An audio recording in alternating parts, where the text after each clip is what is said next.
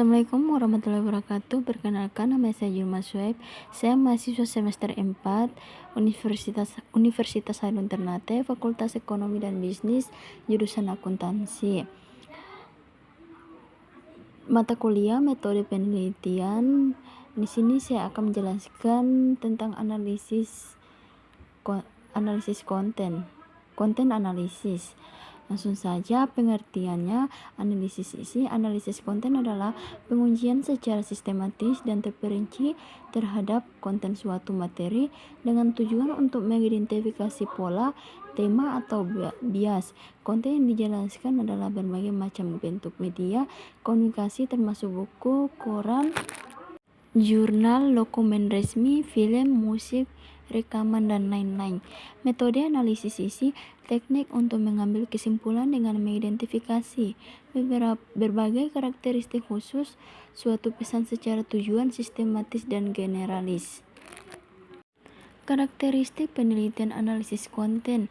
Yang pertama, menggunakan media sehingga praktis hanya terjalin dengan hubungan antara peneliti dan objek non-manusia yang ditelitinya. Yang kedua, dapat dilakukan oleh peneliti di tempat kerjanya yang berada. Yang ketiga, hanya berkaitan dengan data terdokumentasi yang secara eksplisit terekam indera manusia. Yang keempat, berbiaya lebih murah. Dan yang kelima, dapat digunakan ketika penelitian survei tidak dapat dilakukan.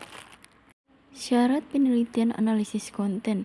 Yang pertama, data dari bahan-bahan yang terdokumentasi atau buku, surat kabar, berita, rekaman, naskah, atau manuskrip. Yang kedua, keterangan pelengkap atau kerangka teori tertentu. Yang ketiga, kemampuan teknis untuk mengelola data yang dikumpulkan. Tujuan penelitian analisis konten. Yang pertama, menjelaskan kecenderungan isi, esensi, atau komunikasi. Yang kedua, menjelaskan karakteristik yang diketahui dari sumber kepada pesan yang dihasilkan. Yang ketiga, memeriksa isi komunitas terhadap standar yang diakui. Yang keempat, menganalisis teknik persuasi. Yang kelima, menganalisis gaya suatu tulisan. Yang keenam, menghubungkan atribut sifat atau perlengkapan. Yang ketujuh, menjelaskan pola-pola komunikasi. Hal yang perlu diperhatikan yaitu menetapkan riset recursion, mengidentifikasi, menghimpun, menjanjikan data hasil penelitian SR untuk menjawab secara konsecutif. Yang ketiga, protokol penelitian SR, menghindari bias atau subjektif peneliti.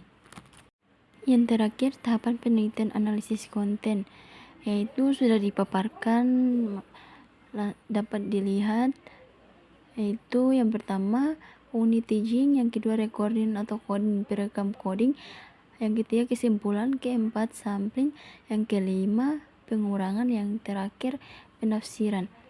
Itu saja yang dapat saya paparkan dari video saya. Mohon maaf apabila ada kekurangan. Wabillahi taufiq wal hidayah. Wassalamualaikum warahmatullahi wabarakatuh.